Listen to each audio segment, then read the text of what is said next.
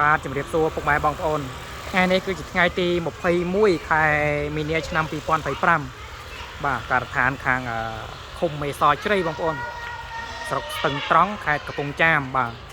នៅពីខាងក្រោយផ្សារស្រែវាលបងប្អូនបាទយើងចិត្តសម្រាប់ជូនគាត់ឲ្យបងប្អូនណាបាទម៉ូឌីអំណាចបន្ទាន់បងប្អូនអើយបាទជាប្រភេទវិឡាឡៅទឿបងប្អូនណាបាទ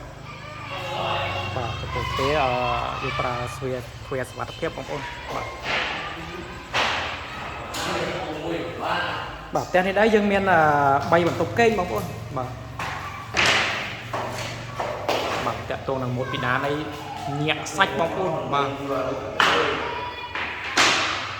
ស្រស់ស្អាតមែនទែនបាទខាងក្នុង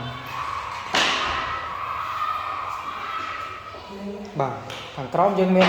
មួយបន្ទប់គេងបងប្អូនបាទហើយខាងលើ2បន្ទប់គេង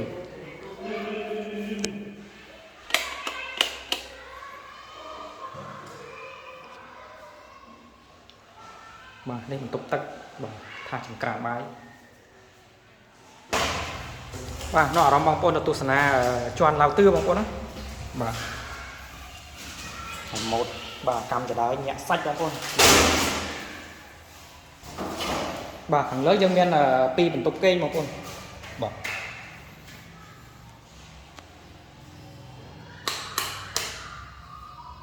នេះពីដានស្រស់ស្អាត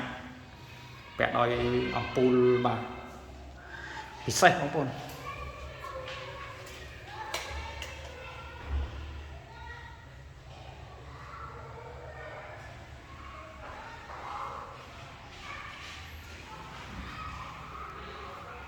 បាទនេះជាបន្ទប់គេងទី3បា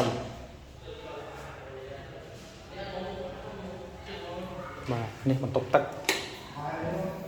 បាទបំពាក់ដោយសម្ភារៈបែបខាមានគ្រប់សពបងប្អូនបាទមានកាប់ឈោកបាទម៉ាស៊ីនទឹកក្តៅ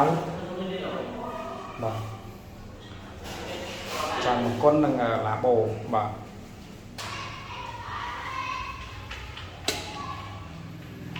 បាទបងប្អូនមានចំណាប់អារម្មណ៍ចង់សាងសង់ហើយបងប្អូនអាចមើលដល់ទីតាំងបានបងប្អូនបាទស្ថិតនៅខាងក្រោយផ្សារស្រែវាលស្ថិតក្នុងឃុំមេសជ្រៃស្រុកស្ទឹងត្រង់ខេត្តកំពង់ចាមបងប្អូនណាឬក៏បងប្អូនអាចទំនាក់ទំនងមេធំណនសេហាទទួលមកការ25ខេត្តក្រុងបងប្អូនអរគុណច្រើនបងប្អូនដែលទស្សនាវីដេអូរបស់ខ្ញុំបាទ